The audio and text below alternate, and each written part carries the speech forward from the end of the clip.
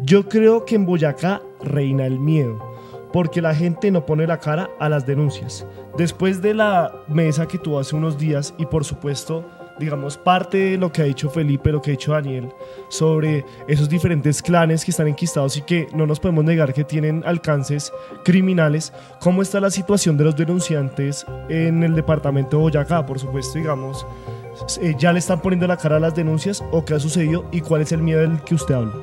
No, la gente se sigue acercando a decirnos, y me pasó de nuevo en la última audiencia el lunes, dijeron, por favor deme una cita, pero aquí no soy capaz de hablar.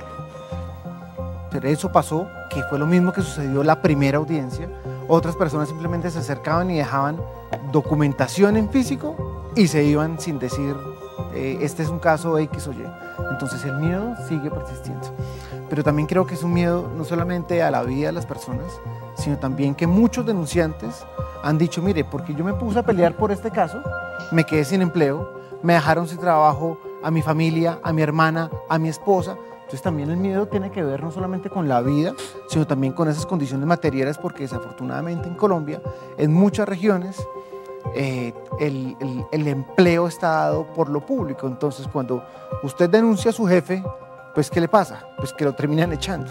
Entonces por eso el proyecto de ley de protección a denunciantes de corrupción, que aún estamos en espera de que la Comisión Primera de la Cámara de Representantes avance en discusión, luego de 7 meses que lo tienen allí en remojo. Pero ese miedo corresponde que a personas, a criminales que están en el departamento de Boyacá. También no sé si de pronto Daniel, ahorita después de la respuesta del señor Hidárraga, nos puede hablar un poco de lo que se siente, porque o sea, si yo tengo miedo a denunciar y como usted lo dice, o sea, alguien que me pueda quitar el trabajo y que tras del hecho me pueda mandar a asesinar, pues a mí me parece un perfil de un político.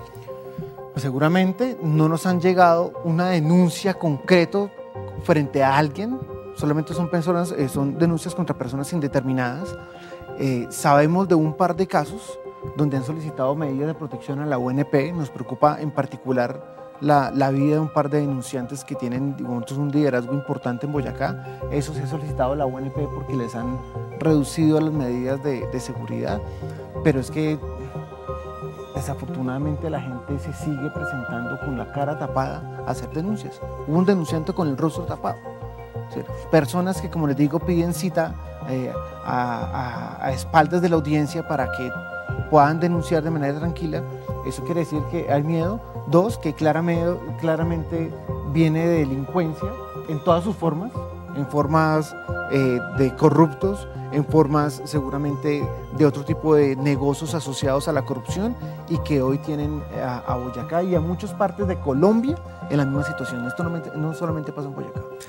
El año pasado, cuando se reveló que de las 57.000 denuncias que recibe la Fiscalía entre los años 2010 y 2023 en materia de corrupción, solamente cerca de poco más del 5%, o sea, 3.000 denuncias, sí se han investigado, pero cerca de 53.000 denuncias llegan a la Fiscalía y lo que yo decía en un programa anterior, pues se archivan, pero no se archivan jurídicamente, sino que es un expediente ahí como un volumen más en esos anaqueles de la justicia. La impunidad en Boyacá, ¿tienen ustedes establecidos cuánto es la impunidad en Boyacá de los escándalos de corrupción? En ese momento teníamos el mapa de impunidad, no recuerdo la cifra en ese momento cuando hicimos ese anuncio, por el 94% de impunidad de delitos asociados a corrupción que la Fiscalía tenía engavetados.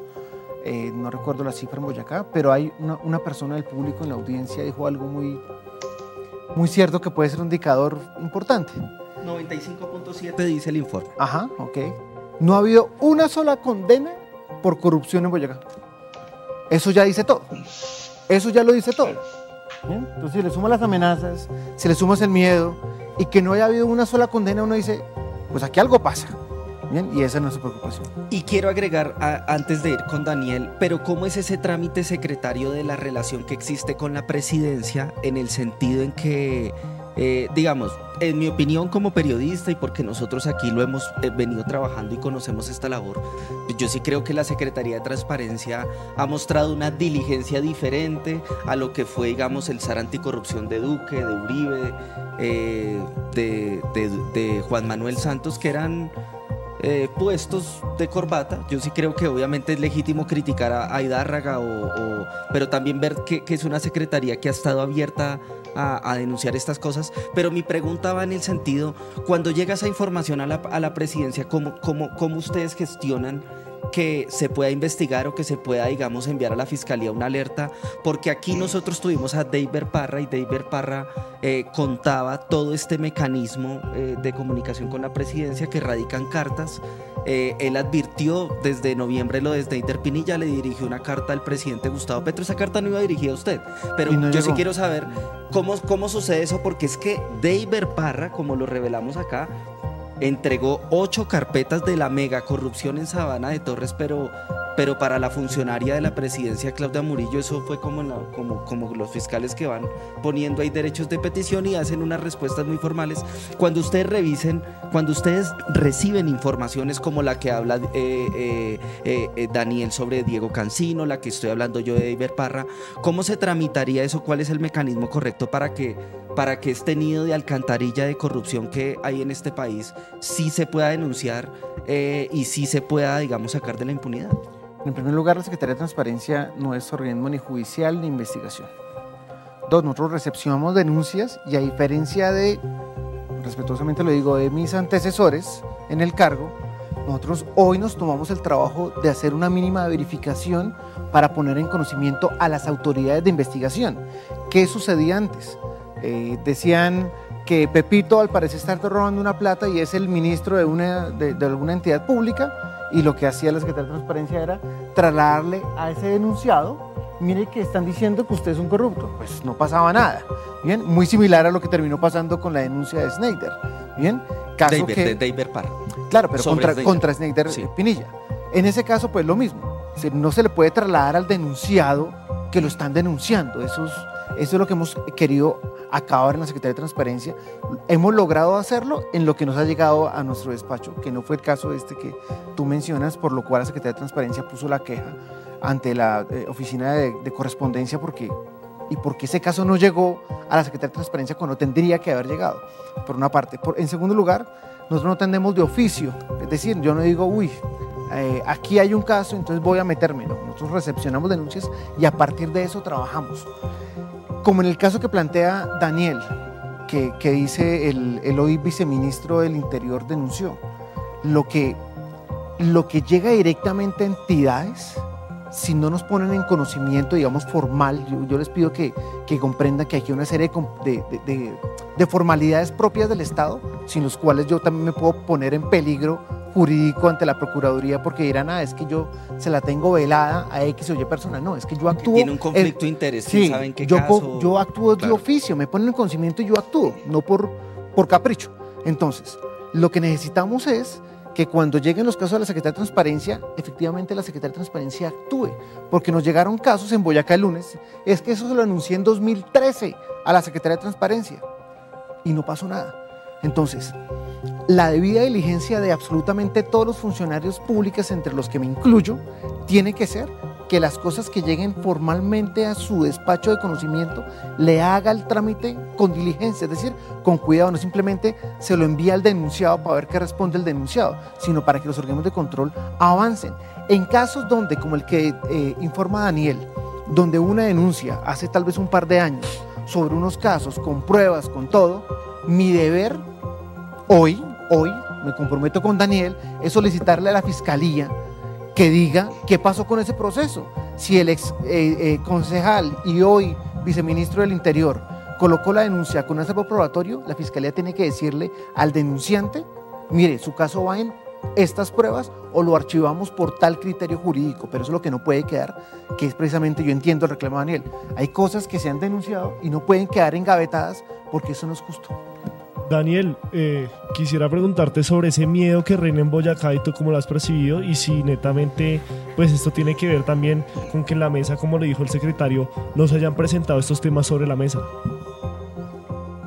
Sin duda, Julián, la llegada del consejero Andrés Ziyarraga a Boyacá se convirtió en una esperanza para muchos que perdieron completamente la confianza en las instituciones, en una fiscalía, en una procuraduría, en una contraloría, en donde muchos de los funcionarios son cuotas del clan político de Carlos Amaya. ¿Que reina el miedo? Bueno, sí, por supuesto que acá no solo hay dineros, acá no solo hablamos de corrupción, acá hablamos de dineros de narcotráfico, acá hablamos de lavado de activos, acá hablamos de volteo de tierras, y los periodistas no podemos hacer el trabajo de la fiscalía. Y entonces sale Daniel Coronel y cuenta toda la historia del suegro de Amaya y cómo terminó con una mansión en Paipa al lado del lago Xochagota, con un volteo de tierras con Corpo Boyacá, y se hace la denuncia y está el bombo y queda después el tema ahí. Sale Joir Ackerman y habla de Pedro Suárez Vaca, que es congresista actualmente del Pacto Histórico, con un escándalo precisamente que lo relaciona él cuando fue juez y con narcotraficantes, y eso queda ahí. Pasa el caso de Gustavo Puentes, que fue capturado hace unos días. El hijo de Puentes es diputado y es vicepresidente de la Asamblea. Está sacando adelante un plan de desarrollo y quieren endeudar al departamento en 230.000 millones de pesos que no son necesarios, pero eso queda ahí. Y sigue así el tema, y la gente ha perdido la confianza en las instituciones. Yo conozco muchos casos de personas agredidas, violentadas, con panfletos de muerte, con amenazas de muerte, con persecución. ¿Y qué pasa? Que el señor Amaya es experto en manipular las matrices de la UNP y en manipular el tema para que la UNP desmonte los esquemas que no le convienen, como lo hizo en su momento con el ex viceministro del Interior, Luis Ernesto Gómez, dándole como premio el nombramiento de su esposa como gerente de la Casa de Boyacá, directora de la Casa de Boyacá, ¿no? Que después terminó beneficiando también a la esposa de Iván Name, hoy el cuestionado Iván Name, que también se quedó con un jugoso contrato de Boyacá otorgado por Carlos Amaya. Pero eso no es corrupción, todo eso es meritocracia y son figuras públicas que no se tocan. Y no vamos a hablar de Sandra Ortiz. Entonces, digamos que en ese escenario, la única invitación que de pronto se hace respetuosamente a las autoridades, a la Fiscalía, a la Procuraduría, a la Contraloría, es que que realmente le den legitimidad a sus instituciones, porque se están rigiendo con una agenda política y porque claramente no hay una sola condena. Y vemos a un señor Carlos Amaya cada vez más multimillonario junto a todo su equipo de trabajo, hoy protegido aparentemente por el presidente Gustavo Petro, porque ahora él, después de que apoyó a Rodolfo Hernández y después de que le hizo oposición a Rodolfo Hernández, resultó siendo del equipo del presidente Gustavo Petro. Cosas, incoherencias que no se entienden, pero como acá estamos hablando de un tema de justicia y no de un tema político, pues también lo ha reconocido el consejero presidencial Andrés Ziyarraga. Sus antecesores se han manejado con agenda política y muchas veces llegaban denuncias de corrupción, y esas denuncias de corrupción servían era para alertar al corrupto desde la presidencia, para que hiciera algo y para que se engavetara la justicia y eso quedara en impunidad, ¿no? Vemos hoy al señor Pierre, que vive acá en París, por ejemplo, de Prosperidad Social. Y esa es la justicia en Colombia.